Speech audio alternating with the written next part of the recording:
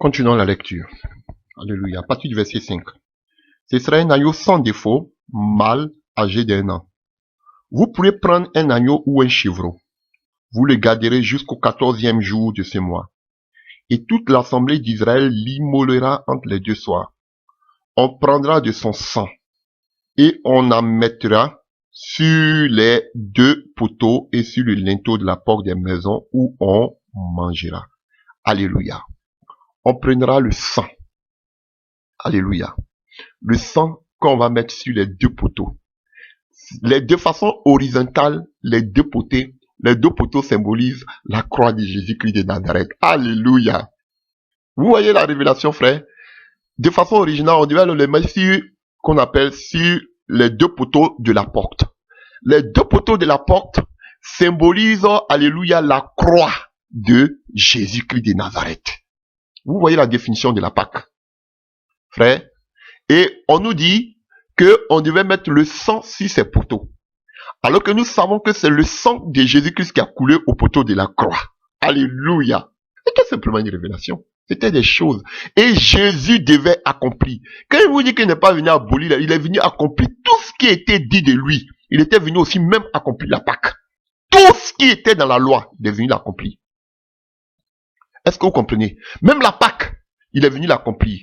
Parce que c'était lui l'agneau qui ôte le péché du monde. Comme Jean le dit, Jean 9, 1, verset 29. Comme Jean-Baptiste le dit, voici l'agneau de Dieu qui ôte le péché du monde. Alors que ça, c'était seulement le sang qui enlevait le péché, qui couvrait, kafar, qui couvrait le péché. C'était l'agneau. Donc le sang de l'agneau couvrait seulement le péché. Mais le sang de Jésus, il enlève. Jean-Baptiste dit qu'il ne va pas couvrir, mais il va enlever le péché. Alors que le sang des agneaux, ça ne faisait que couvrir, kafar, l'expiation. Alléluia. Alléluia. Mais maintenant, il nous sauve. Il ne nous couvre plus, mais il nous sauve par son sang à la croix qui a coulé. Alléluia. Alléluia. Et maintenant, ce sang des agneaux qui couvrait, différent du sang de Jésus-Christ, et puis ce sang-là, il était destiné, le sang des agneaux était destiné seulement que pour Israël. Mais maintenant, nous, on a le sang de Jésus-Christ qui a coulé au poteau de la croix. Alléluia. Mais pour l'humanité. Voici l'agneau de Dieu qui ôte le péché du monde. Alléluia, nous disait Jean-Baptiste. Et il est venu maintenant pour nous sauver. Et le mot sauver, alléluia, en grec, c'est sozo. Sozo. Alléluia. Et cela, ce mot signifie être délivré, libéré, être guéri. Alléluia. Recevoir tous les bienfaits d'une rédemption. Alléluia. Donc, non seulement, ce sang des agneaux qui couvrait, nous n'a rien à voir avec, mais le sang de Jésus nous ôte le péché en nous, il nous sauve, non seulement, il ôte le péché en nous, alléluia, il nous délivre, il nous libère et il nous guérit. Et nous allons voir cela tout à l'heure dans le livre de Matthieu 27.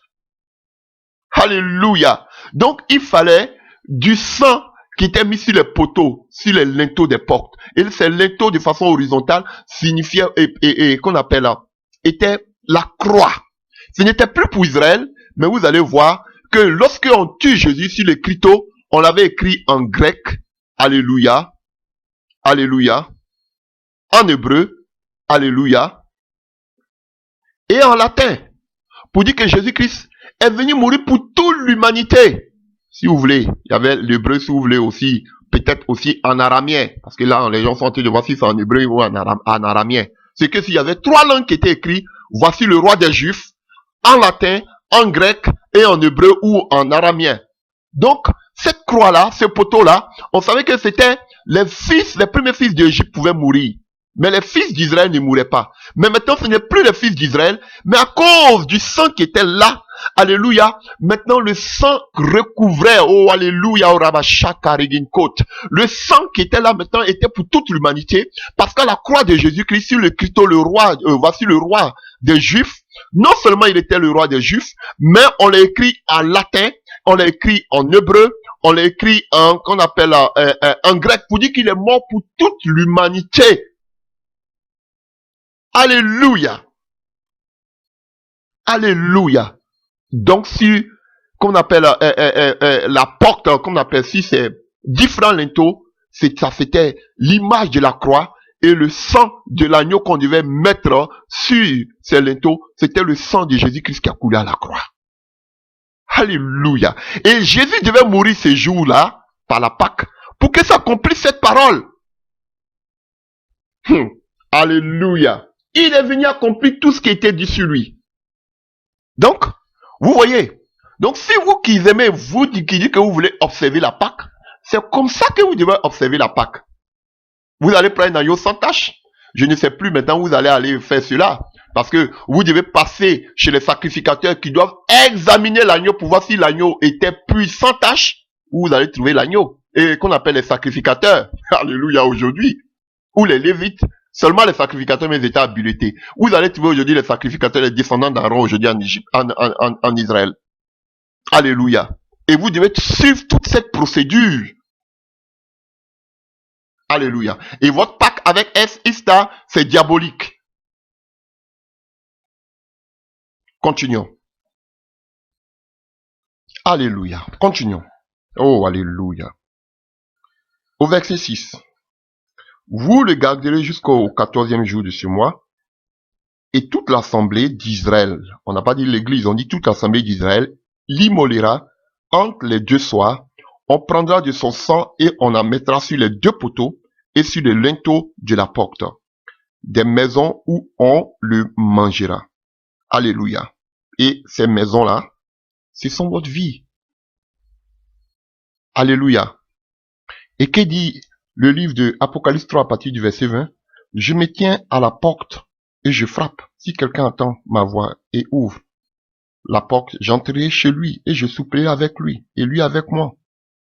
Alléluia. Donc vous voyez, c'est notre vie. On nous dit ici que, en Exode 12 que, alléluia, le sang devait être mis, alléluia, sur les deux poteaux et sur le linteau de la porte des maisons où on le mangera, où le Seigneur viendra habiter. Alléluia. C'est pas assis des portes, mais nos vies sont des maisons. Nous sommes le temple de Dieu, nous sommes le temple du Saint-Esprit. Alléluia. Et sur nos vies est invoqué le sang de Jésus-Christ de Nazareth. Alléluia. Qui nous purifie de tout péché, qui nous délivre, qui nous sauve, qui nous affranchit, selon son sceau. Alléluia.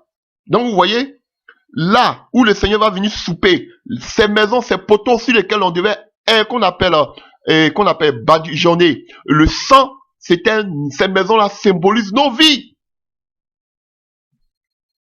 Alléluia. Alléluia. Et on nous dit que cette même nuit, on en mangera la chair rôtie au feu et on la mangera avec des pains sans levain et des herbes amères. On nous parle ici encore de quelque chose. Donc vous qui voulez fêter la Pâque là, alléluia, les catholiques, les cathos et consorts là. Donc écoutez ici, hein, on dit que la même nuit là, vous c'est en 2 soirs, vous devez manger quoi? La chair rôtie, alléluia, au feu. On la mangera avec des pains sans levain et des herbes amères. Alléluia. Donc je vais pas m'attarder aussi si les soirs, entre les 2 soirs, ils avaient, alléluia, ils avaient la même manière de calculer hein, de façon romaine. Et comme nous, aujourd'hui, quand on prenait la 3e heure, alléluia, est égal à 9 heures. 6e heure est égal à 12 heures. 9e heure est égal à 15 heures. Alléluia. Donc, les heures sont comptées à partir de minuit hein, à la façon romaine. Donc, on dit la 6e heure, c'est 6 heures. Donc, alléluia. Il y avait aussi les veilles de la nuit. Alléluia. Donc, c'était normal comme pour nous aujourd'hui. Il y avait 3 veilles de la nuit. Alléluia. Donc, c'est que si ça se passait le soir. Alléluia. Donc, continuons. Alléluia. Donc, ici, on nous donne 3 aspects. Donc, le pain sans levain, symbole du péché, de l'orgueil. Alléluia. Et on nous précise quelque chose ici. On dit que cette même nuit, on en mangera la chair rôtie au feu. Hein? On la mangera avec des pains sans levain et des herbes amères. Alléluia. Donc, le pain sans levain, je préfère commencer par là, on en a parlé déjà, c'est le péché, c'est l'orgueil, alléluia, alléluia. Et on nous parle aussi des herbes amères. Alléluia. Que signifiaient les herbes amères? Alléluia. On sait que déjà par leur goût, ce n'est pas appétissant. Alléluia. Et cela rappelle, alléluia, la souffrance du peuple d'Israël en Égypte. Alléluia. Et voyons quelque part. Alléluia.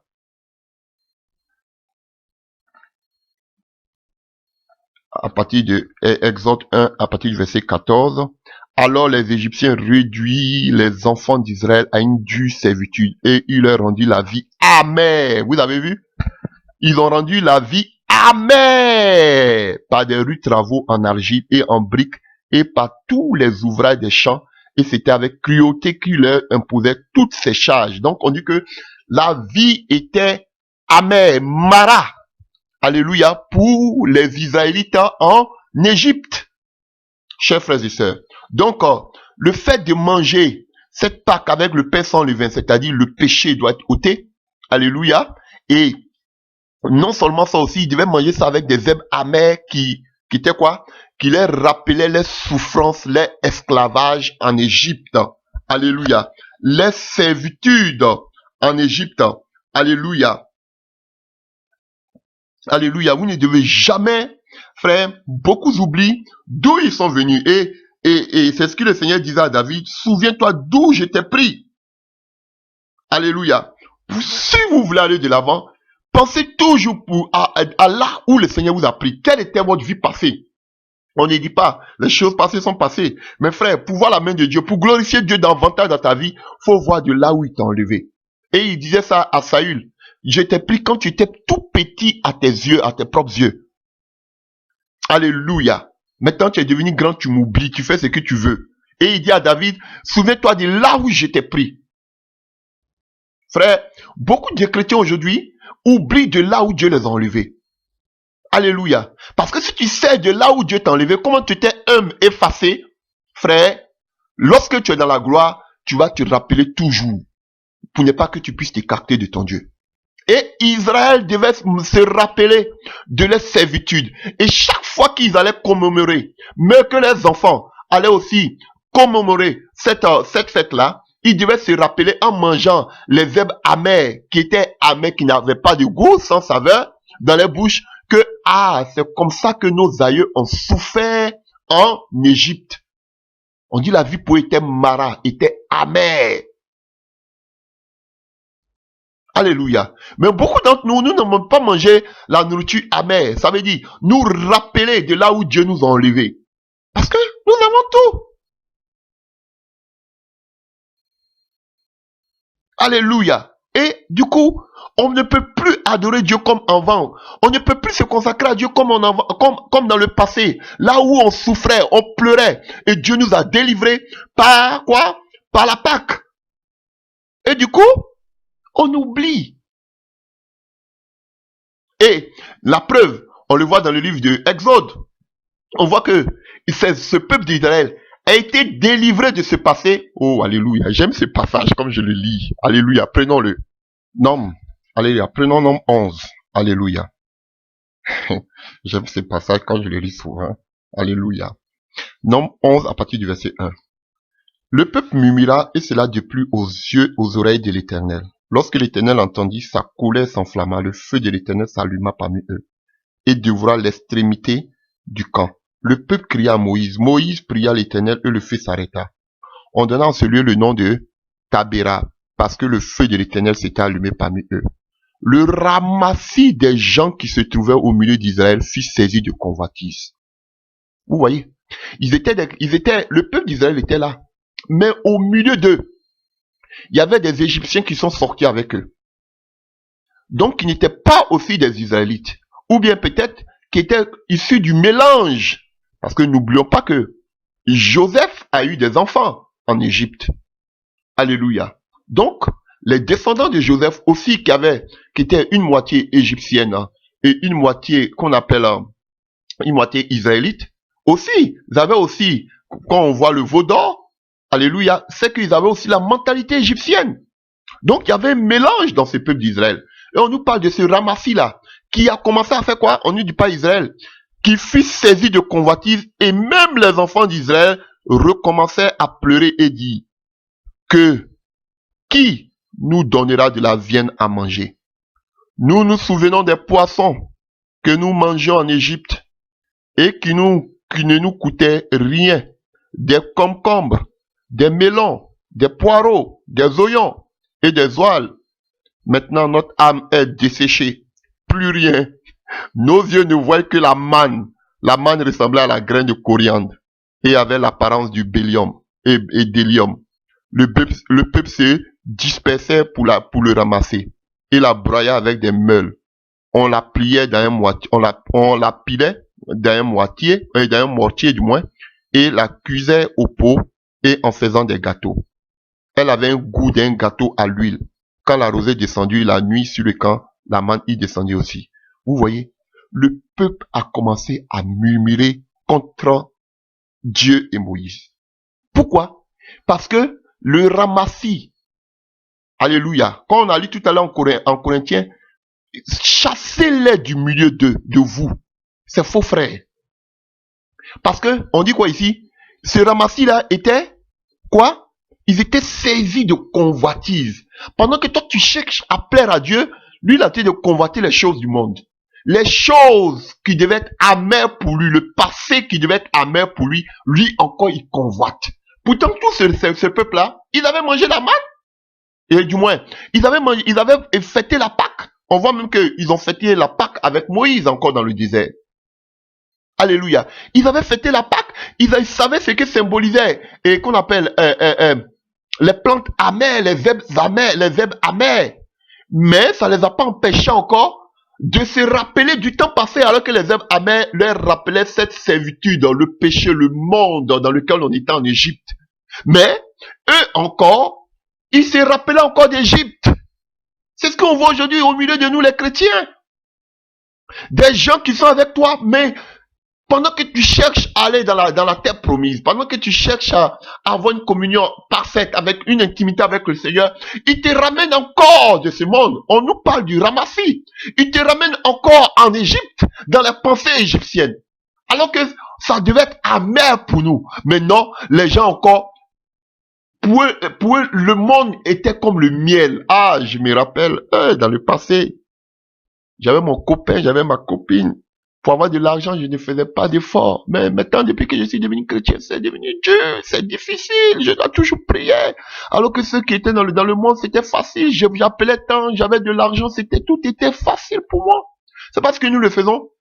C'est la même chose aussi que faisaient, ils pensaient aux concombres, aux poissons. Il dit tout était, et vous avez vu, ils n'avaient pas besoin de faire d'efforts en Égypte. Tout était facile. Voici le problème. Alors qu'ici, maintenant en tant que chrétien, tu dois prier. Tu dois jeûner. Donc, ils disent qu'eux veulent repartir en Égypte. Vous allez voir nombre 14, quand même on les a parlé des 12 des espions qui sont partis. Ils étaient prêts à lapider Moïse. Ils disent qu'on va faire quoi? On va retourner, on va élire un chef et puis on retourne en Égypte. Vous voyez? Ils veulent point rien. L'Égypte n'est pas loin de nous. Toujours prêts à retourner derrière, là où vous devez vomir le monde. Vous êtes toujours prêts à revenir dans le monde. Voilà pourquoi aujourd'hui, ils ont dit, bon, comme il y a le monde, vaut mieux mettre un pied dedans, un pied dehors et puis aller. Ça, c'est la religion. Chez moi, il y a un esprit, quand nous, on était encore au lycée, il y a un ministre de l'éducation qui avait l'habitude de dire, un pied dedans, un pied dehors, c'est dehors. Alléluia. Donc, voilà pourquoi aujourd'hui, c'est faux prédicateurs aujourd'hui envoyer le monde en Égypte. Alléluia. Dans la vie chrétienne, les bâtiments sont paganisés avec des prédications telles que la prospérité, le monde, l'observation de ces fêtes païennes.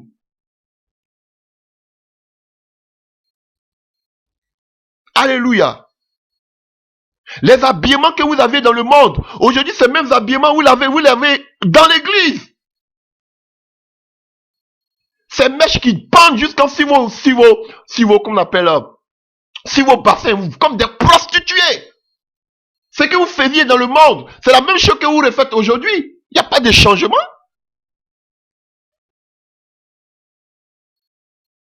Alléluia. Les mêmes copains, copines que vous avez dans le monde, vous avez encore dans l'église. Les mêmes abominations que vous faisiez dans le monde, vous les faites aujourd'hui. C'est pas un problème. Alors que les plantes amères, les herbes amères, symbolisaient que le monde était amer pour nous. Mais aujourd'hui, là, pour beaucoup, le monde, l'Égypte est le miel. Ils envient même les gens qui sont dans le monde. Des chrétiens, soi-disant chrétiens qui envient les stars de ce monde, qui envient les footballeurs de ce monde, qui envient les chanteurs de ce monde, qui envient les politiciens de ce monde, qui envient ceux qui ont de belles voitures, de beaux bâtiments, de beaux temples, beaucoup de membres. Voici le paganisme.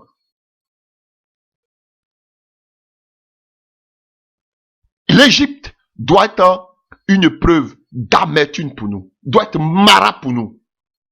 Mais c'est le contraire aujourd'hui. Alléluia. Continuons. Alléluia. Revenons à notre passage. Exode 12. Donc, les verbes amers. Alléluia. Le pain sans levain, sans le péché. Les verbes amers, qui signifiaient que la vie pour nous était amère en Égypte. Alléluia. Et on lui dit quoi? On lui devait, vous ne mangerez pas point à demi-cuit et bouilli dans l'eau, mais il sera rôti au feu avec la tête, les jambes et l'intérieur.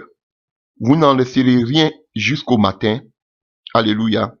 S'il en reste quelque chose le matin, vous le brûlerez au feu. Quand vous le mangerez, vous aurez, alléluia, avant de continuer là, on nous précise quelque chose ici. On nous dit que nous devons manger cette Pâque-là, nous devons manger cet agneau-là, alléluia, alléluia, qui devait être rôti au feu. Il ne devait pas être bouilli, mais il devait être entièrement rôti. Alléluia. Et que symbolise le fait que l'agneau devait être rôti? Alléluia. Cela symbolise, alléluia, tout simplement l'épreuve, le feu. Les épreuves. Jésus même a dit, le baptême de feu. Alléluia. La souffrance. Alléluia. Alléluia. Et ça symbolise aussi, alléluia. Et ces épreuves-là, où ils l'ont enduré dans le désert. Donc, par le feu, l'agneau rôti par le feu invoque aussi la vie d'Israël dans le désert. Là où ils étaient épurés, là où ils étaient façonnés, là où ils étaient transformés, là où le mois est tombé, là où une nouvelle vie, alléluia. Et on a vu aussi, revenant au levain, on a vu que Paul a dit que nous devons faire bannir dans le livre de 1 Corinthiens 5:7, que nous devons bannir cette, qu'on appelle ce vieux levain, pour passer à une vie nouvelle. Et 2 Corinthiens 5:17 nous dit que quand nous sommes en Jésus, nous sommes une nouvelle créature, les choses anciennes sont passées. Donc, on nous parle ici de la naissance aussi d'en haut. Alléluia. Que je mentionne en ce qui concerne le pain sans levain, de la naissance aussi d'en haut. Né de nouveau. Alléluia. Et le fait que on devait rôtir, alléluia, la viande, l'agneau, tout entier. Alléluia. Cela symbolise les épreuves que le peuple d'Israël devait endurer dans le désert. Alléluia. Comme Jésus parlait au fils de Zébédée, alléluia, le baptême de feu, les épreuves, les difficultés qu'on doit endurer dans le désert.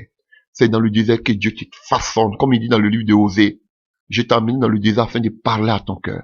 C'est dans le désert que Dieu te travaille. C'est dans le désert que Dieu se révèle à toi. Aujourd'hui, beaucoup de chrétiens ne passent pas par le désert. On ne les prêche même plus le désert. On ne les prêche plus la souffrance. On ne les prêche plus les épreuves. On les prêche la facilité. On les prêche la prospérité. On les prêche la sorcellerie. On les prêche le voyage astral. On les prêche le fait d'être des dieux. Alléluia. En voyant, frère, je vais prêcher là-dessus. Tout ce qui est caché, laissez-le à Dieu. Alléluia. Ce que Dieu ne vous révèle pas là, ne cherchez pas à savoir. Et c'est ça le rôle de Satan. Vous amenez là où il y a l'interdit. Pour que vous deveniez des dieux, pour que vous puissiez dominer, pour que vous puissiez arriver, prospérer dans tout ce que vous faites, dans vos choses, en tant que footballeur, en tant que directeur d'entreprise, en tant que je ne sais que quoi. Alléluia. Donc, il fallait une souffrance. Un chrétien doit souffrir. Voilà pourquoi Pierre nous dit, oh, tous ceux qui voudront vivre pieusement en Christ auront des persécutions. Si vous êtes persécuté, glorifiez le Seigneur parce que l'Esprit de Dieu repose sur vous. Mais aujourd'hui, qui vous prêche la persécution? Qui vous prêche les difficultés? On ne vous prêche pas cela. On vous dit plutôt que le fait de souffrir, c'est une malédiction. Voici des faux enseignements.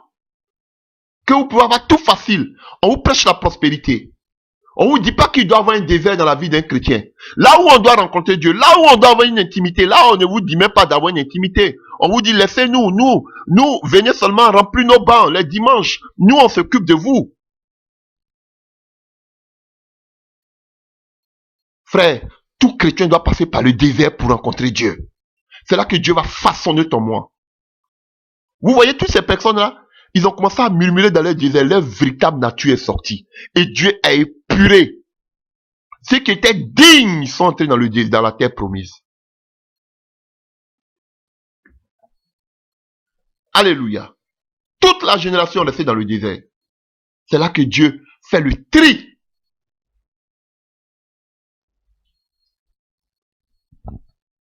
Alléluia. Pour être sauvé là, Dieu va nous façonner.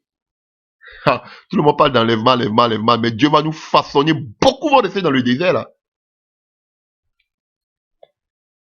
Alléluia. Donc, frère, il fallait le manger au rôti et le feu, il brûle. Le feu, comme Sarepta, il est pur. Une épuration. Il transforme comme l'orbe à l'état brut. Il doit passer par le feu d'abord. Alléluia. Et Daniel et ses amis sont passés, les amis de Daniel sont passés, Meshach, Shadrach, Abednego sont passés par l'épreuve du feu. Il faut l'épreuve du feu. Et l'épreuve vient pour nous faire grandir, pour nous façonner. Alléluia. Continuons. Prenons notre passage. Oh, alléluia. C'était ça la Pâque. On continue. Vous n'en laisserez rien jusqu'au matin, au verset 10. Et s'il en reste quelque chose, le matin, vous en brûlerez au feu. Quand vous le mangerez, vous aurez vos reins sains, vos souliers aux pieds et votre bâton à la main. Et vous le mangerez à la hâte. C'est la Pâque de l'Éternel. Alléluia. Et quand vous voyez Éphésiens, alléluia, Éphésiens 6, on peut le lire, vous connaissez bien ce passage. Alléluia, lisons rapidement Éphésiens 6. Alléluia.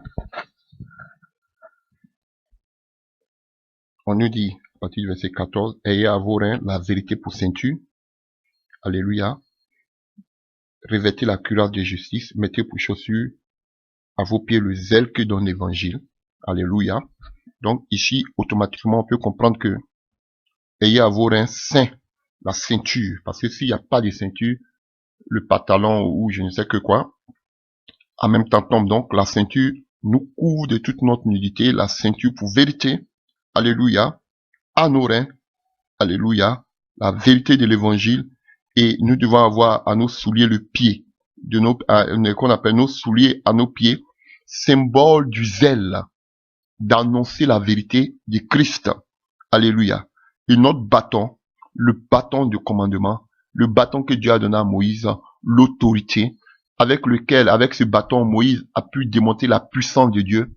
Alléluia. Le bâton d'Aaron, la verge d'Aaron, alléluia. Ce qu'on peut dire, alléluia, qui est symbole du sacerdoce, alléluia, qu'on appelle, du sacrificateur, alléluia, Christ étant notre sacrificateur, et le bâton de Moïse qui permettait d'opérer les miracles, la présence de Dieu, la puissance de Dieu, le bâton qui nous dirige, le bâton signe de la présence de Dieu, alléluia, alléluia, et la houlette aussi du berger, alléluia, qui permet de diriger aussi le peuple de Dieu mais on avait besoin du bâton, de la présence de Dieu, de la main de Dieu avec nous. Alléluia.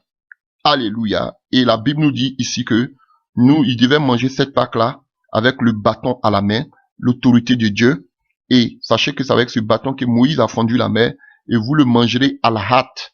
Pourquoi à la hâte? Et voyez ici que aussi, avant même de parler de la hâte, on parle aussi d'une expérience, alléluia, de la foi. Alléluia. Alléluia. C'est un acte de foi qui posait, alléluia, ici. Il fallait aussi avoir la foi, prêt à partir, toujours prêt à partir. Il s'avançait dans un désert qu'il ne connaissait même pas. Alléluia. C'était aussi, il fallait aussi un acte de foi. Dans notre vie chrétienne, il faut un acte de foi. Nous devons toujours être prêts à avoir le zèle aussi d'annoncer la vérité de Christ. Alléluia. Être de véritables martyrs. Alléluia. Voilà. Donc, en acte, on devait manger, qu'on appelle, ce repas-là, avec hâte. Alléluia. Cela, c'est une nouvelle naissance, comme je l'ai dit tout à l'heure. Un changement, une vie. Alléluia. Les choses anciennes, comme je l'ai dit, sont passées. Une vie nouvelle. Une vie chrétienne qui commence maintenant à partir de la mort de Jésus-Christ de Nazareth. Frère, on dit voici maintenant la Pâque. Frère, le changement dans notre vie ne doit pas prendre des années sur des années. Automatiquement, comme cette femme samaritaine. Venez voir ce qu'il a dit dans ma vie. En même temps, elle a eu le zèle, alléluia, d'aller annoncer cette vérité qu'elle a entendue. Elle n'a pas entendu 10 jours, elle n'a pas entendu 1 mois. Automatiquement, quelque chose s'est produit dans sa vie comme Zachée. Automatiquement, en même temps, elle a commencé à annoncer l'évangile. Alléluia. Un effet positif en même temps a accompagné cette conversion. Alléluia. Mais il y a des gens, ils sont 10 ans dans vos assemblées, ils ne sont pas convertis. Non, je prends mon temps. La conversion doit être automatique. Frère, non, je vais réfléchir.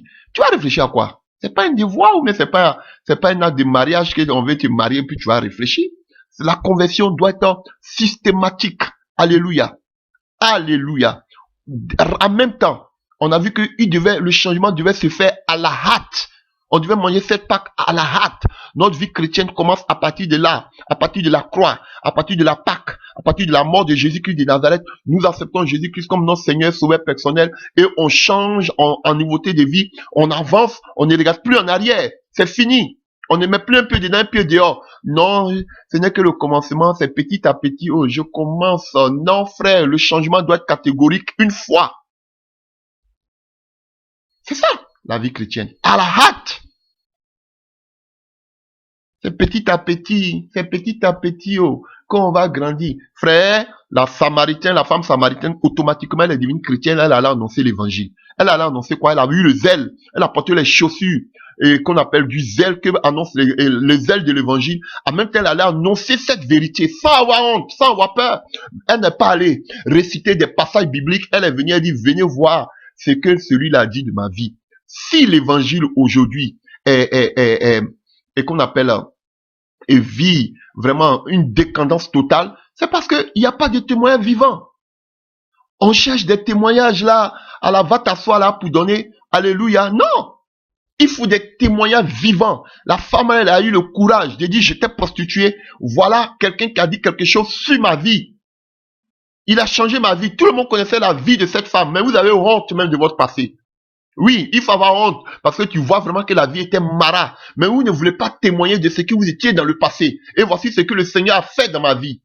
Je suis une nouvelle créature. Parce que quoi? Parce que vous n'avez pas encore abandonné une partie du monde. Voilà pourquoi vous n'avez pas le culot de pouvoir témoigner de Christ.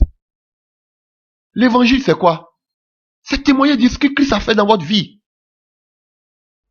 Va et dis ce que j'ai fait pour toi. C'est tout. T'as pas besoin d'être théologue ou bien quoi pour annoncer l'évangile. Non, va dire simplement ce que Dieu a fait dans ta vie. Si vous ne pouvez pas expérimenter la présence de Dieu dans vos vies, c'est pas, vous ne pouvez pas témoigner, c'est parce que vous n'avez rien vu dans votre vie. Si Dieu a fait quelque chose réellement dans ta vie, il t'a donné la vie que tu as, le souffle de vie, la santé, alors que d'autres ne l'ont même pas, tu dois glorifier Dieu chaque jour. Et tu ne dois pas avoir honte de le témoigner. Dis tout ce que le Seigneur a fait dans ta vie. Le changement doit être automatique. Tu ne dois pas attendre des années, 10 ans pour dire que peut-être dans 10 ans, peut-être je vais grandir spirituellement. Je suis encore bébé. Des nains éternels qui ne veulent jamais grandir. Ils sont toujours des nains.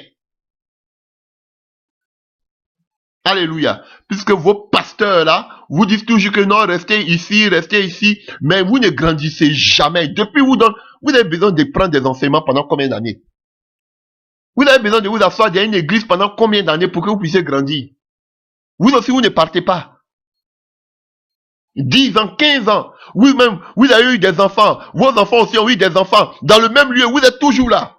Ça, c'est la sorcellerie. Et chaque jour, ils vont prêcher. Vous ne grandissez pas. Vous avez un problème. Alléluia. La Bible, là, on va jamais finir de comprendre cette Bible. Donc, si tu dis que tu attends de comprendre bien la parole avant de te lever, c'est que tu n'as rien compris. Tu vas avoir la barbe blanche. Tu vas vieillir avec des rides. Je vous dis. Non, tu n'es pas encore prêt. Faut t'asseoir. Alléluia. Ça se mangeait à la hâte. Alléluia. Donc, chers frères et sœurs, voici ce que je pouvais dire en ce qui concerne le sacrifice. Comment on devait manger le sacrifice. Alléluia. Alléluia. De la Pâque que on appelle Pesa. Alléluia. Donc, en hébreu, comme j'ai dit, qui signifie boiter, sauter, passer au-dessus.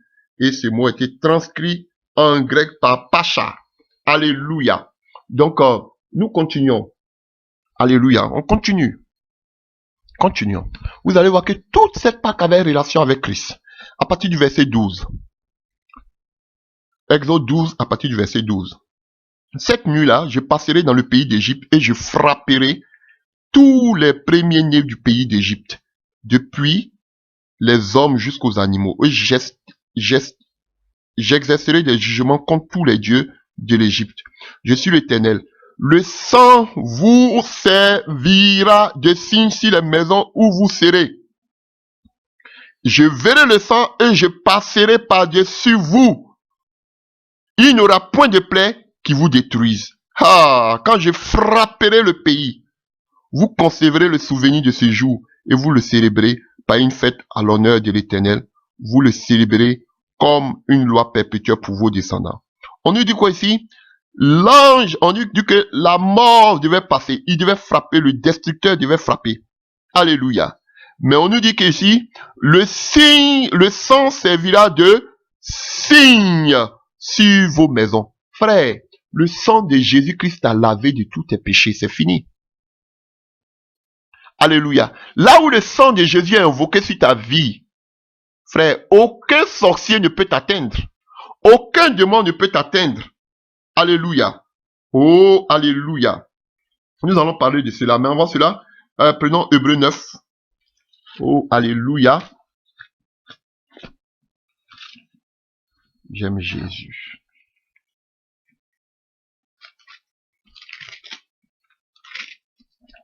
Hébreux 9. À partir du verset 2. À partir du verset 22.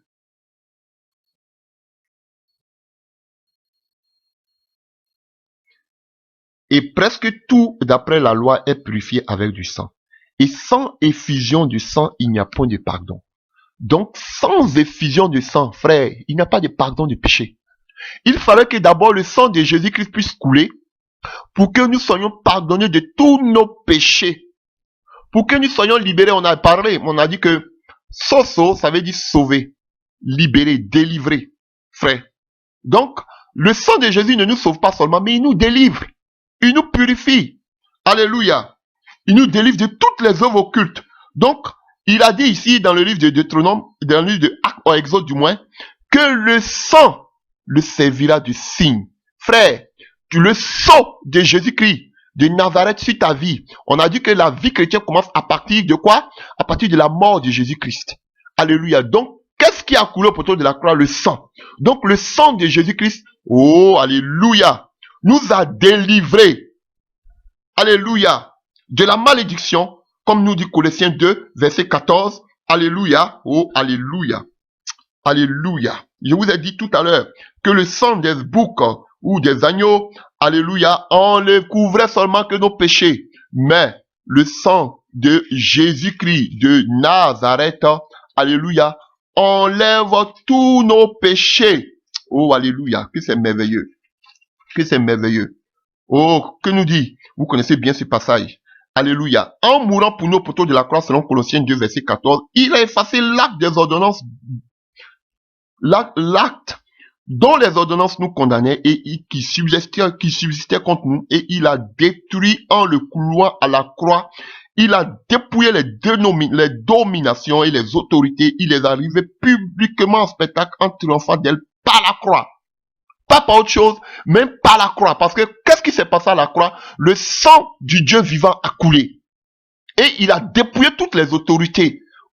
Toutes les malédictions qui étaient contre toi, il les a annulées par le sang de Jésus-Christ qui a coulé. Et c'est ça. On nous dit que dans le livre de Exode, que le sang de Jésus servait de signe. Et quand l'ange, le destructeur, devait passer, alléluia, oh, quand le destructeur devait passer, lorsqu'il voyait que tu es chrétien, là, sur ta vie, le sang de Jésus-Christ est invoqué, aucun sorcier, aucune œuvre occulte ne peut avoir accès dans ta vie. Et qui est ce destructeur? Voyons rapidement. Dans le livre d'Apocalypse, on va voir qui est le destructeur. Oui, on parle de l'ange de destruction. Voyons, Apocalypse 9, à partir du verset 11, que nous dit la Bible? Elles avaient sur elles comme roi l'ange de l'abîme, nommé en hébreu Abaddon, et en grec Apollyon. Le premier malheur est passé. Et on nous parle ici, elles avaient des gueules semblables à des scorpions et des bon, alléluia. Allons-y un peu plus loin pour que vous puissiez comprendre. Alléluia. On nous parle de ce qui va se passer pendant la guerre d'Armageddon.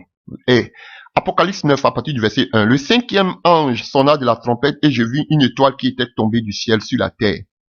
Alléluia.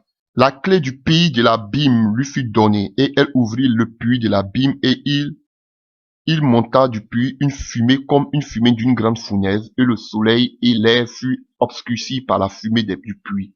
De la fumée sortit des sauterelles qui se répandit sur la terre.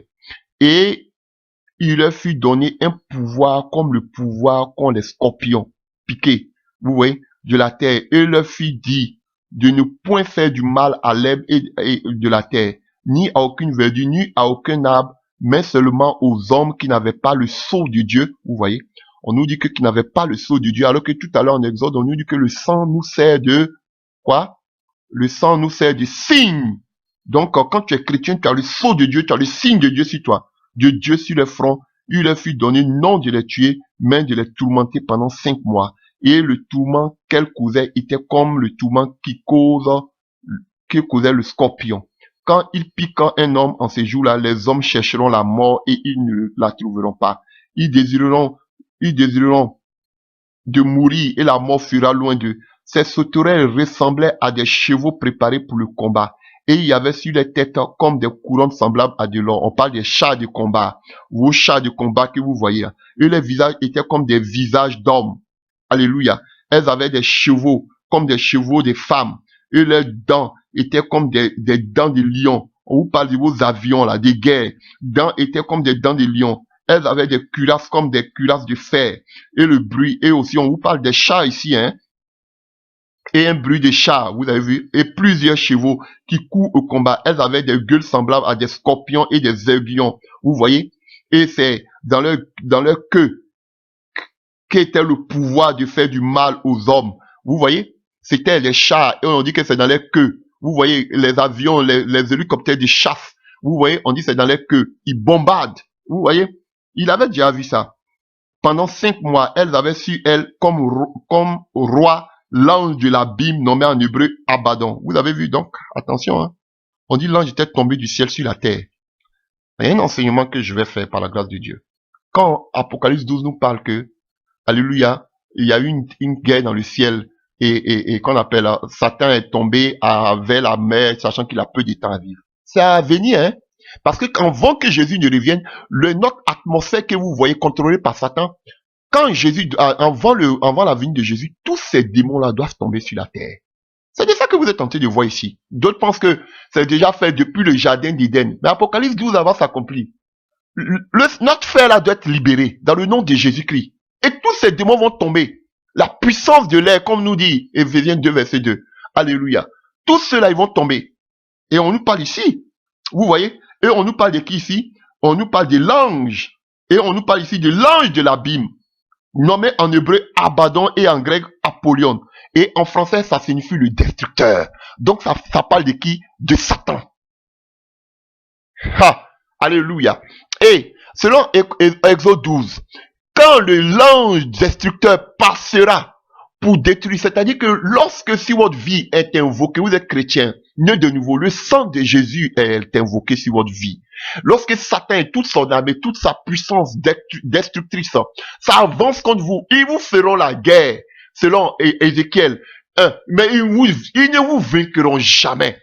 Si tu es réellement chrétien, parce que la main de Dieu est sur ta vie, il y a un sort sur ta vie, le sang de Jésus est invoqué sur ta vie, depuis, il y a cela 2000 ans, aucune œuvre occulte n'a de pouvoir sur ta vie, à moins qu'on vienne te tuer avec une âme. Et si ce n'est pas le temps de Dieu aussi, tu vas pas mourir. Si c'est le temps de Dieu, tu vas mourir. Mais de façon spirituelle, mystique, chrétien, ils ne pourront jamais t'atteindre. Alléluia. Donc l'ange destructeur qui devait passer pour frapper les premiers-nés, frère, on nous parle des destructeurs ici, on nous parle des Abaddon en grec et Apollyon en hébreu du moins, et Apollyon en grec, et en français il veut dire destructeur. Donc l'ange destructeur qui va venir contre ta vie, parce que si ta vie, il y a le sceau de Dieu, il ne peut rien faire dans ta vie. Frère, ce sont des révélations. Alléluia. Et pourquoi? Parce que, alléluia, le sang de Jésus-Christ qui a coulé au poteau de la croix est notre protection. Alléluia. Et nous allons continuer. Alléluia. Et Christ nous a libérés selon Galates 3, verset 13. Christ nous a rachetés de la malédiction étant devenu malédiction pour nous. Il est devenu malédiction pour nous. Alléluia. Par ses meurtrissures, nous sommes guéris. Vous voyez, par ses meurtrissures, les plaies qu'il a eu au poteau de la croix, il a pris nos fautes, il a pris nos douleurs, c'est de nos douleurs qu'il s'est chargé et il nous a donné la guérison, c'est de nos maladies qu'il s'est chargé, il nous a donné la guérison parce que Dieu guérit actuellement. Oh, alléluia, il guérit actuellement. Je vous dis, tu es malade, tu écoutes cette prédication en l'instant, par sa mort, Dieu guérit actuellement à l'instant où je parle. Oh, Rabashakaridinke, au nom puissant de Jésus-Christ. Il guérit par ses meurtrissures, nous sommes guéris par son sang. L'ange des ténèbres, l'ange de la mort, le destructeur, passait outre. Pourquoi? Parce que la main de Dieu était sur nos vies pour nous protéger. C'est ça la pécha, c'est ça la pacha. Alléluia. Il est au-dessus, comme nous dit. Alléluia. Oh, alléluia. Ce passage que vous connaissez tous, que je voudrais qu'on lise, on puisse lire. Alléluia. Alléluia. Vous allez voir ce qu'il veut dire, et pécha, pécha. Psaume 91, verset 1. Celui qui demeure sous l'abri du Très-Haut repose à l'homme du Tout-Puissant. C'est ça, pécha. Passer au-dessus. Et nous demeurons en dessous. Nous sommes à son abri. Lui, il est en haut. On dit, c'est ça, pécha. 3 fois, on a vu ça dans le livre de Exode 12. Lui, il est en haut. Nous sommes en bas. Nous demeurons en bas de lui. Nous, on repose à l'abri du Tout-Puissant. Dieu nous garde. Nous demeurons en bas. Et lui, à cause du sang qui nous sert de signe, de sceau, alléluia, lui, il nous couvre de son ombre. Et nous sommes en bas. Et les maisons, ces linteaux, ces maisons, ce sont nos vies. Ces linteaux, par le sang de Jésus-Christ de Nazareth au poteau de la croix, nous sommes protégés. Et quand l'ange de la destruction, l'ange de la mort, l'ange de l'échec, l'ange de la sorcellerie, les œuvres occultes arrivent contre nos vies, ils n'ont point d'effet parce qu'ils libèrent non seulement nos vies, mais la vie de nos enfants sont libérés de toute puissance occulte, de toute maladie occulte, de tout envoûtement occulte dans le nom de Jésus-Christ. À cause de son sang qui a coulé au poteau de la croix. Oh, alléluia. Parce que son sang en grec parle de la délivrance, de la liberté, de la guérison, du salut. Alléluia. Oh, merci Seigneur pour ce que tu opères en l'instant. Au nom puissant de Jésus-Christ de Nazareth. Alléluia. Oh, alléluia. Merci Saint-Esprit de Dieu. Prenons Matthieu. Oh, alléluia. Oh, merci pour ton esprit. Merci pour ton esprit, Saint-Esprit de Dieu. Merci pour ta présence, Jésus. L'esprit de Jésus-Christ de Nazareth. Matthieu 27, vous allez voir. Maintenant, on est sur la mort de Jésus-Christ. C'est que son sang, on nous dit que son sang nous sert du signe. On va voir. Comme ça, quand l'ange de la mort vient, rien ne peut nous atteindre. Oh Père, là où il y avait le sang, l'ange de la mort passe outre. Parce que le sang de l'agneau véritable nous couvre de tout péché et nous délivre et nous libère au nom puissant de Jésus-Christ. Matthieu 27. Matthieu 27. Matthieu 27. À partir du verset 45. Matthieu 27. À partir du verset 45. À partir du verset 45. À partir du verset 45. À partir du verset 44, Matthieu 27, à partir du verset 44. Les brigands crucifiés avec lui l'insultaient de la même manière. Depuis la 6e heure jusqu'à la 9e heure, il y eut des ténèbres sur toute la terre. Alléluia. Comme on a vu en Égypte, il y avait les ténèbres, c'était la nuit. Le temps de l'ennemi. Alléluia. Et vers la 9e heure, alléluia, vous avez vu, on nous parle de la nuit. Alléluia, la 9e heure. Alléluia. Jésus s'écria d'une voix forte. Élie, Élie, lama sabachthani. C'est-à-dire, mon Dieu, pourquoi m'as-tu abandonné? Quelques-uns de ceux qui étaient là, l'ayant entendu dire, il appelle Élie, et aussitôt l'un d'eux courut prendre une éponge qui remplit de vinaigre, et l'ayant fixé à un roseau, il le donna à boire, mais les autres disaient, laisse, voyons si Élie viendra le sauver. Jésus poussa de nouveau un grand cri et rendit l'esprit.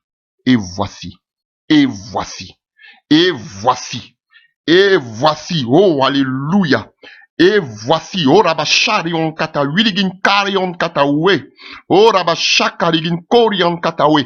Oh, la Bible nous dit, verset 51, et voici, le voile du temple se déchira en deux, oh, depuis le haut jusqu'en bas, oh frère, alléluia.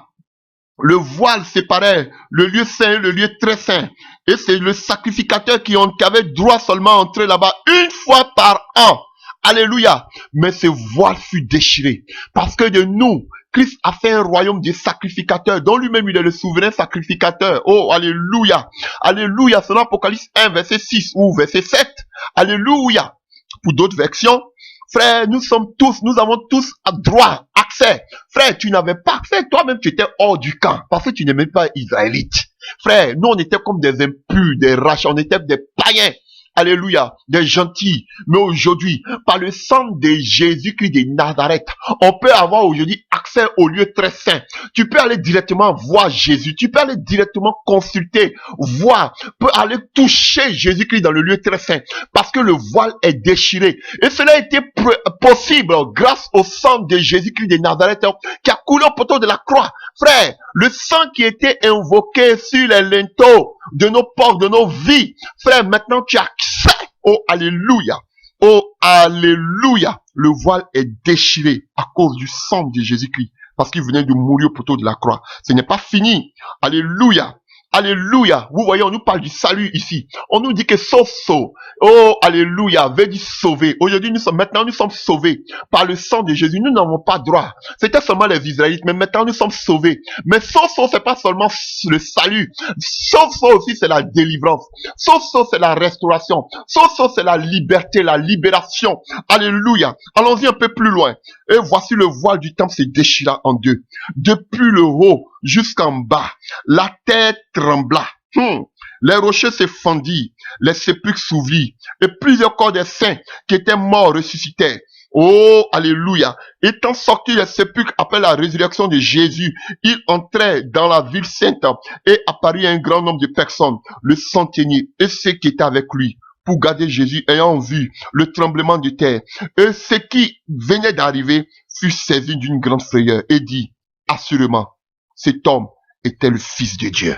Frère, après 33 ans, c'est à partir, après sa mort, que même des païens ont pu confesser qu'il était le Fils de Dieu. Frère, n'attends pas les éloges des hommes. Frère, n'attends pas. Aujourd'hui, ils peuvent te dire des balivernes. Oh Père, je te dis que même en ce qui te concerne, déjà, Ils ont déjà des arrière-pensées te concernant. Frère, ils ont bloqué déjà ta vie. Je te dis la vérité. N'attends pas les éloges des hommes. Oh frère, le décor est déjà planté en ce qui te concerne. Mais je te dis, c'est malgré les miracles que Jésus a accomplis dans le monde, c'est seulement à la fin qu'ils ont cru qu'il était réellement le Fils de Dieu. Frère, je te dis la vérité. Oh, alléluia. Ne cherche pas à plaire à un homme. Oh, alléluia. Oh, il dit assurément, cet homme était le Fils de Dieu. On le reconnaît toujours à la fin. Oh, frère, si au début d'une œuvre, on t'acclame, ce n'est pas bon. Si au début d'une œuvre, tout le monde est avec toi, frère, ce n'est pas bon parce que tu risques de chuter plus tard. Je préfère qu'aujourd'hui, on me rejette. Je préfère qu'aujourd'hui, on me vilipende, que demain, on croit que vraiment je suis un serviteur de Dieu. Frère, oh, malheur qu'on t'acclamera, frère. Je préfère qu'on m'acclame à la fin, qu'on dise, il y avait un homme à ma mort, frère. Oh, alléluia. Oh, alléluia. Alléluia. La Bible nous dit que après le voile, oh, le salut, nous sommes sauvés. Maintenant, nous sommes sauvés. Nous avons droit au lieu très saint. La Bible nous dit que les rochers se sont fondus. Oh, Père, la malédiction, les rochers de la malédiction, les rochers de blocage ont été brisés dans ta vie au nom puissant de Jésus-Christ. Tout ce qui a été blocage, oh, frère, allez, c'est ici. On dit les rochers se fondus. La terre a commencé à trembler. La terre où la malédiction a été faite. Les alliances occultes, les alliances ténébreuses, les alliances familiales ont été anéanties, ont été brisées dans le nom puissant de Jésus-Christ de Nazareth. Frère, je te dis tous les rochers de la malédiction. Oh Père, comme là où le fils de Gédéon, Abimelech, avait fait des pactes avec Baal, Kérit, là où il a tué ses frères. Ces pactes aussi, ces rochers des ténèbres, ces rochers de malédiction, ces rochers de blocage dans ta vie ont été brisés à la mort de Jésus-Christ. On vous a parlé du temple, du voile, ça c'est le salut. Maintenant on vous parle de la délivrance.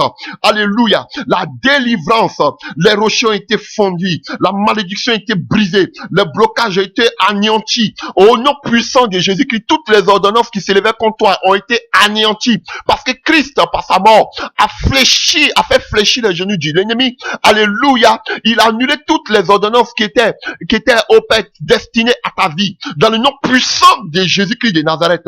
Oh, alléluia. Les sépulcres s'ouvrir, les corps des saints. Oh, alléluia. Alléluia. Là où ils ont englouti ta vie, là où tu étais enterré par les paroles des hommes, là où tu étais enterré par la malédiction, là où tu étais anéanti, la Bible déclare que Jésus-Christ est allé même jusqu'à dans le tombeau. Alléluia. Et il est ressorti avec toutes tes bénédictions. Il est ressorti avec ton succès. Il est ressorti avec ta vie, ta fécondité. Il est ressorti avec ton mariage. Il est ressorti avec tes biens, frère. Il est ressorti avec ta vie glorieuse. Pas, je ne parle pas de cette doctrine diabolique, alléluia, de la prospérité, mais je parle de la restauration totale, de la guérison, de la paix du cœur dans ta vie, alléluia, du malheur qui s'éloigne, de la restauration dans ton foyer, de la restauration dans la vie de tes enfants. Frère, par la mort de Jésus-Christ, c'est un paquet, c'est un package, c'est un, alléluia, c'est un bouquet. Oh Père, tout est compris dedans. La guérison, la restauration, la délivrance, le mariage, le succès, les enfants, tout est compris seulement qu'à partir d'un seul acte, la Pâque. Alléluia. Alléluia. Alléluia. Il a fait trembler l'ennemi. Même la terre a tremblé. Alléluia. Parce que le sang du Dieu vivant avait touché la terre. Oh, alléluia. Alléluia. Alléluia. Alléluia. Oh, alléluia.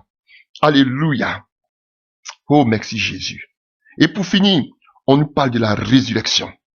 Et oh, alléluia, on a parlé du sacrifice. Comment il fallait se faire le sacrifice. Alléluia. Parce que notre vie est une vie de sacrifice. Notre vie est une vie de sacrifice. Christ a payé le plus grand sacrifice. Nous devons faire des sacrifices dans nos vies. Par les épreuves, par le feu. Alléluia. Par les herbes amères. Oh, le manger avec acte.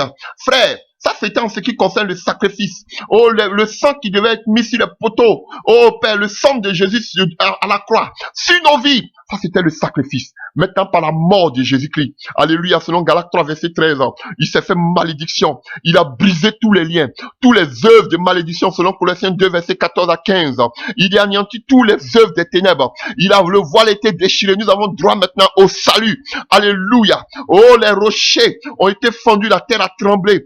Tremblé. Afin que les œuvres des ténèbres dans nos vies tremblent. Nos ennemis tremblent. Alléluia. Le monde des ténèbres tremble. Alléluia. Les sépulcres là où nous avons enterré vivants, où on a enterré nos vies. Père, nous ressuscitons en nouveauté de vie dans le nom de Jésus-Christ. Et tout ce qui a été volé dans nos vies ressuscite dans le nom de Jésus-Christ de Nazareth. Oh, alléluia. Et Christ n'est pas resté dans le tombeau. Il est ressuscité. Alléluia. Voici notre assurance. S'il n'y a pas de résurrection, oh, alléluia, notre vie chrétienne ne sert à rien. Alléluia. Oh, voilà pourquoi 1 Thessaloniciens 4, verset 13 nous donne cette expérience merveilleuse de l'enlèvement. Oh, alléluia. Alléluia. Oh, alléluia. Et voilà pourquoi Philippiens 3, à partir du verset 20, nous dira que notre cité à nous est dans les cieux, d'où nous attendons aussi comme sauveur le Seigneur Jésus-Christ, qui transformera le corps de notre humiliation en le rendant semblable au corps de sa gloire par le pouvoir qu'il a d'assujettir toutes choses. Oh, alléluia. Oh, alléluia. La résurrection. La résurrection. La résurrection. C'est ça la Pâque, la mort, le sacrifice de Jésus, sa mort et sa résurrection. Voilà pourquoi Paul va nous dire dans le livre de 1 Corinthiens 15, alléluia, que nous allons prendre. Oh, et à partir de là, nous allons finir. 1 Corinthiens 15, alléluia. À partir du verset 19, il nous dira, oh, 1 Corinthiens 15, à partir du verset 19, Paul nous dira, oh, si c'est dans cette vie seulement que nous espérons en Christ, nous sommes les plus malheureux de tous les hommes. De tous les hommes. Si c'est les biens de ce monde, si c'est ici seulement que votre vie chrétienne est limitée, vous n'avez rien compris. Vous avez besoin de délivrance. Alléluia. Même maintenant, Christ est ressuscité des morts. Il est le premier de ceux qui sont morts. Car puisque la mort est venue par un homme, c'est aussi par un homme qu'est venue la résurrection des morts. Et comme tous meurent à Adam, de même aussi tous revivront en Christ, mais chacun en son rang. Christ comme prémisse pour ceux qui appartiennent à Christ lors de son avènement. Ensuite viendra la fin. Alléluia. Oh, oh, oh, alléluia. Que le nom de Dieu soit béni. Que le nom de Dieu soit béni. Oh, alléluia. Merci Seigneur. Donc, frère, en grosso modo, voici ce que nous venons d'expliquer en ce qui concerne, alléluia, la Pâque. Jésus est ressuscité. C'est ça la plus belle nouvelle. La plus grande des nouvelles. Donc, oh frère, pour finir, alléluia, nous revenons à notre passage, Exode 12, alléluia. On expliquait la Pâque, alléluia. Donc, sachez que la Pâque aussi était suivie du pain sans levain automatiquement à partir du 9e jusqu'au 21e jour. Alléluia. La Pâque la Pâque et comment on appelle du moins, le pain sans levain. Alléluia. Donc vous pouvez voir, alléluia, alléluia. Donc c'était une fête, c'était une fête qui était célébrée seulement que par les Israélites. Alléluia. Ils devaient le fêter à l'honneur de l'Éternel. Vous le célébrez comme une loi perpétuelle pour vos descendants. On parle des Israélites. Pour nous, nous avons le signe de Jésus-Christ sur notre maison qui sont nos vies. Et nous savons que quand nous avons le sang de Jésus sur nos vies, l'ennemi est obligé de passer par-dessus. Parce que là où il y a le sang de Jésus-Christ, de Nazareth, l'ennemi ne peut pas. Alléluia. Parce qu'il a fléchi les genoux au poteau de la croix. Si Christ est avec nous, qui sera contre nous? Alléluia. Alléluia. Avec Christ, nous ferons des exploits. C'est lui qui écrasera nos adversaires. Parce que Christ est apparu afin de détruire les œuvres du diable dans nos vies. Oh, cher frère, crois qu'il y a de cela 2000 ans que tout a été accompli. Christ a dit tout est accompli. Fallait qu'il marche aussi sur cette loi-là. Fallait qu'il marche là. Fallait qu'il accomplisse aussi cette Pâque. Alléluia. Il devait l'accomplir parce que ça aussi, ça parlait de lui. C'était lui. Alléluia. Fallait qu'il meure. Alléluia. Alléluia. Et comme eux-mêmes, et qu'on appelle, ces sacrificateurs disaient, il faut que une personne meure pour tout le monde entier, pour tous. Il est préférable qu'une personne meure pour tous. Alléluia. Nous allons voir deux passages avant de finir. Jean 11 à partir du verset 55. Jean 11 à partir du verset 55.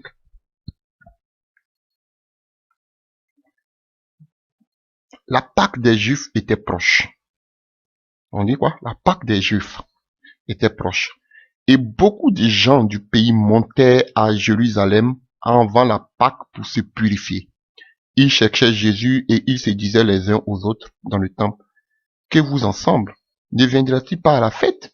Or, les principaux sacrificateurs et les pharisiens avaient donné l'ordre que si quelqu'un savait où il était, il le déclara afin qu'on se saisisse de lui.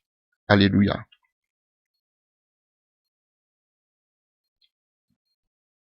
Alléluia. Donc, on voyait aussi, regardez aussi à partir du verset 20, chapitre 12, à partir du verset 20, on dit: quelques Grecs du nombre de ceux qui étaient montés pour adorer pendant la fête s'adressaient à Philippe de Bethsaïda en Galilée et lui dit avec instant: Seigneur, nous voudrons voir Jésus.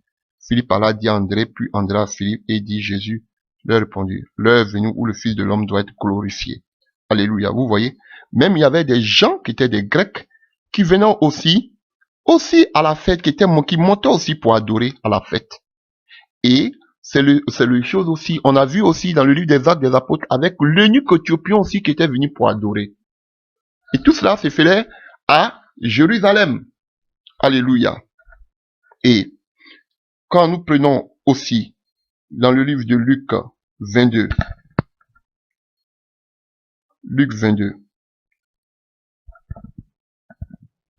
Luc 22, à partir du verset 1. Luc 22, à partir du verset 1. Là, cette fois-ci, nous allons finir ici. La fête des pains sans levain, appelée la Pâque, approchait. Donc, vous comprenez? La fête des pains sans levain, appelée aussi la Pâque, approchait. Parce que la Pâque qu'on a vue, c'était le sacrifice de l'agneau, mais aussi accompagné du pain sans levain. Alléluia. On a lu ça tout à l'heure. Donc, les principaux sacrificateurs, les scribes, cherchaient les moyens de faire mourir Jésus, car ils craignaient le peuple. Vous voyez? Et c'est à cette Pâque-là que Jésus est mort. Alléluia. Or, Satan entra dans Judas. Donc, c'est pendant que Jésus était venu adorer qu'ils l'ont pris et l'ont tué. Or, Satan entra dans Judas, surnommé Iscariote, qui était du nombre des 12, et Judas allait s'entendre avec les principaux sacrificateurs et les chefs des gardes sur la manière de leur livrer. Il fut dans la joie et il convint de lui donner de l'argent. Après s'être engagé, il cherchait une occasion favorable pour le livrer, Jésus à l'insu de la foule. Le jour des pains sans levain, où l'on devait immoler la Pâque. Vous avez compris? Le jour des pains sans levain, où l'on devait immoler la Pâque. Alors que 1 Corinthiens 5, verset 7 nous dit que Jésus-Christ a été notre Pâque immolée. Donc on devait immoler la Pâque, mais Jésus-Christ de Nazareth est notre Pâque qui a été immolée pour nous. Est-ce que vous comprenez? Arriva et Jésus envoya Pierre et Jean en disant: allez vous préparer, allez nous préparer la Pâque. Donc Jésus même c'était la Pâque, à 12 ans on l'avait vu dans le temple, afin que nous la mangions. Il lui dit: où veux-tu que nous la préparions? Il lui répondit: voici, quand vous serez entré dans la ville, vous rencontrerez un homme portant une cruche d'eau, suivez-le dans la maison où il entrera, et vous direz au maître de la maison: le maître te dit, où est le lieu où je mangerai la Pâque avec mes disciples? Et il vous montrera une grande chambre haute, meublée, c'est là que vous préparez la Pâque. Il partit et trouvait les choses comme il leur avait dit. Il préparait la Pâque. L'heure étant venue, il s'est mis à table, et les 12 apôtres avec lui, il a dit: j'ai désiré vivement manger cette Pâque avec vous avant de souffrir. Alléluia. Car je vous le dis, je ne mangerai plus jusqu'à ce qu'elle soit accomplie dans le royaume de Dieu. Et ayant pris une coupe et rendu grâce, il dit: prenez cette coupe et distribuez-la entre vous, car je vous le dis, je ne boirai plus désormais du fruit de la vie jusqu'à ce que le royaume de Dieu soit venu. Ensuite, il prit du pain et après avoir rendu grâce, il le rompit et le donna en disant: ceci est mon corps qui est donné pour vous, faites ceci en mémoire de moi. Il prit de même la coupe après le souper. Vous avez compris, hein? Et leur donna. Donc, ça veut dire qu'il y avait un souper, ils ont mangé. Ils ont mangé, frère. C'est, quand on parle de Pâques là, c'est pas fait quand vous voyez, on vous donne des communions, des pains, et puis on vous donne, alléluia, et puis on vous donne du vin pour d'autres, ou bien la vigne, et puis on dit voici non, c'était la véritable nourriture. On a vu que c'était un agneau qui devait être immolé, donc il devait manger, il mangeait réellement. Alléluia. La Pâque, c'était la véritable nourriture, qu'on appelle, je vous dis la vérité. Donc, quand vous faites cela en mémoire de lui là, c'est un véritable repas. Ouais, quand on nous a berné, c'est un véritable repas. Après le souper, après avoir fini de manger, il plut le vin. On sait que la Pâque, c'était le pain sans le vin. Il a plu le pain. Alléluia. Il a plu le pain. Oui, c'est ça. Il a plu le pain. Et c'était un pain sans le vin. Ils ont mangé le pain sans le vin. Avec quoi? Avec, comme on nous l'a décrit, à la hâte, alléluia, et qu'on appelle, qui devait être rôti, tout cela, c'est ce qu'ils ont mangé. Et après le souper, quand ils ont fini de manger, maintenant, qu'est-ce qu'il a fait? Il a pris le sang et le vin, et il dit que c'est son sang. Dieu fait cela en mémoire de lui. Frère, c'est un vrai repas. On vous a berné. Donc, si dans vos églises ou bien dans vos bâtiments, on vous prend une communion, ou bien le pain, un peu de pain, puis un peu de vigne, ou bien un peu de vin, ça, c'est pas le repas du Seigneur. C'est un véritable repas. Alors, donc, tu peux prendre un repas avec ta famille, parce que on a vu que ça se mangeait en famille. Mais ce n'est même pas une fête pour un chrétien. Donc, si vous voulez faire cela en mémoire de nous, ici, il parlait à ses disciples, et on voit que tous ses disciples étaient des Israélites. Paul n'était pas dedans. Bon, on a vu aussi que l'église, alléluia, on va voir ça aussi. Il faut qu'on voie, vous voyez le Seigneur qui de m'inspirer. Alléluia. Et avant de continuer, alléluia, on voit ici que Jésus dit, avant de continuer, je vais arrêter mais ça coule. Alléluia. Cette coupe est la nouvelle alliance en mon sang. Vous voyez, c'est une nouvelle alliance.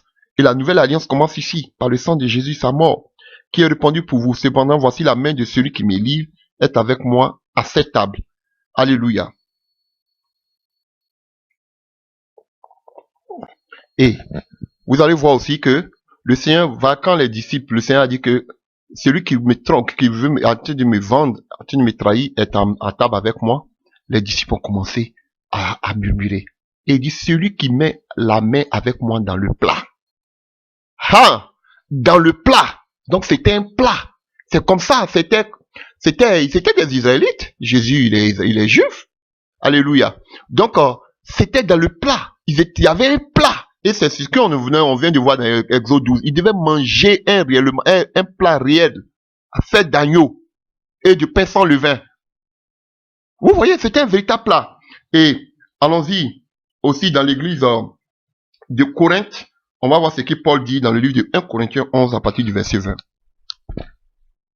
Allons-y. Alléluia. Pour vous dire que c'était un véritable plat, que ça n'a rien à voir avec vos communions, on vient vous donner petit pain, puis un peu de vin, puis on dit, ah, c'est le repas, c'est que la Sainte Seine. Frère, regardez. 1 Corinthiens 11 à partir du verset 20. Lorsque donc que vous vous réunissez, ce n'est pas pour manger le repas du Seigneur. Car quand on se met à table, chacun commence par prendre son propre repas. Et l'un a faim, tandis que l'autre est ivre. N'avez-vous pas des maisons pour y manger et boire?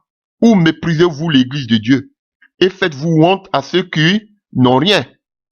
Que vous dirai-je? Vous louerai-je? En cela, je ne vous loue point. Car j'ai reçu du Seigneur ce que je vous ai enseigné. C'est que le Seigneur Jésus, dans la nuit où il fut livré, prit du pain, et après avoir rendu grâce, le rompit et dit, prenez, mangez, ceci est mon corps qui est rompu pour vous. Faites ceci en mémoire de moi. De même, après avoir soupé, il prit. Vous avez vu, Paul dit ici que après avoir soupé, donc vous voyez soupe dedans. Alléluia. Après avoir soupé, on ne soupe pas seulement avec un peu de communion ou bien du peu de pain. Souvent, communion même c'est un mot, n'est pas.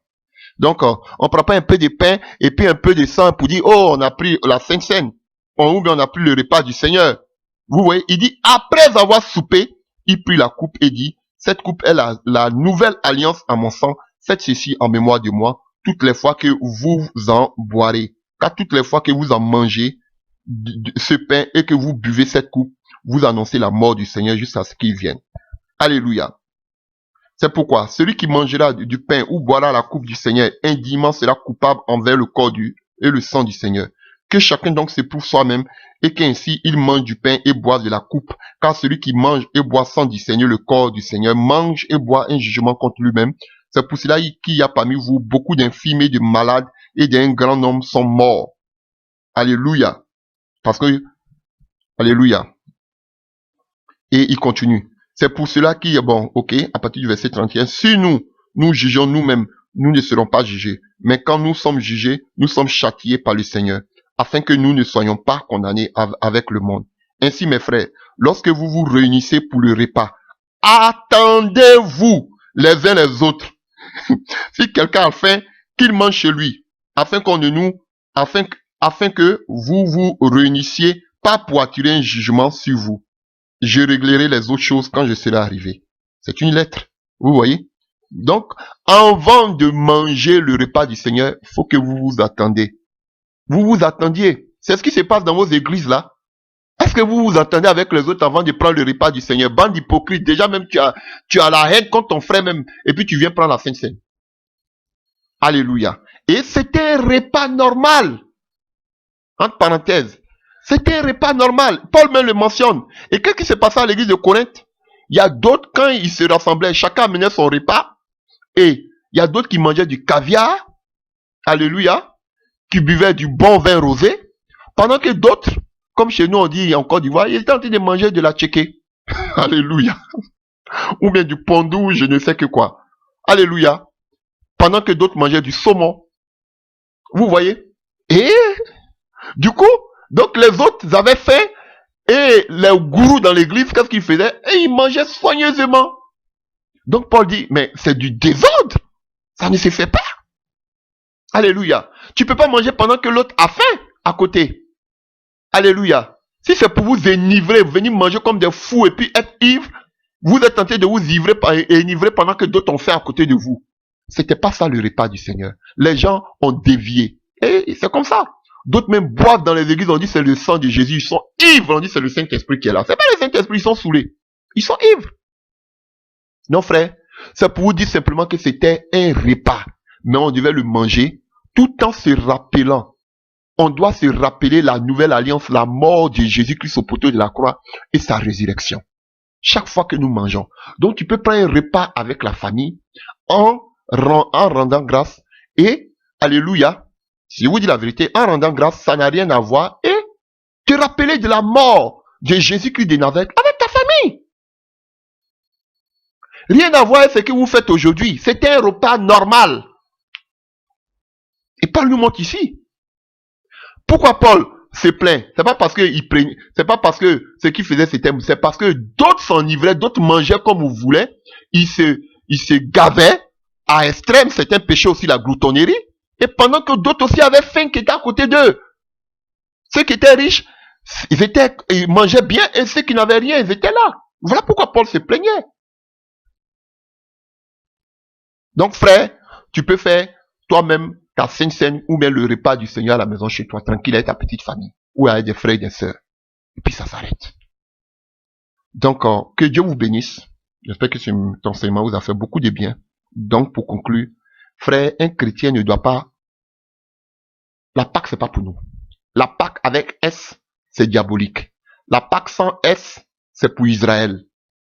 D'ailleurs, depuis la destruction du temple, il n'y a plus de sacrifice. On devait faire passer tous les agneaux chez les sacrificateurs pour qu'ils puissent examiner ces qu'on appelle ces agneaux-là, avant d'être sacrifiés. Maintenant, ils ne le font plus. Et on voit tous comment on devait manger sur cette Pâque. Christ est notre Pâque. Et nous la fêtons chaque jour. Tu peux, en mémoire de lui, c'est pas une fois par an, ou bien 2 fois par an, ou bien quand vous attendez la date de Pâques, cette fête païenne, que vous faites. Vous pouvez faire la Sainte Seine, vous pouvez faire qu'on appelle le repas du Seigneur. J'aime même pas Sainte Seine. Le repas du Seigneur chaque jour, si vous voulez. Et vous rappelez de la mort et de la résurrection du Seigneur Jésus. Que Dieu vous bénisse au nom puissant de Jésus-Christ. Amen.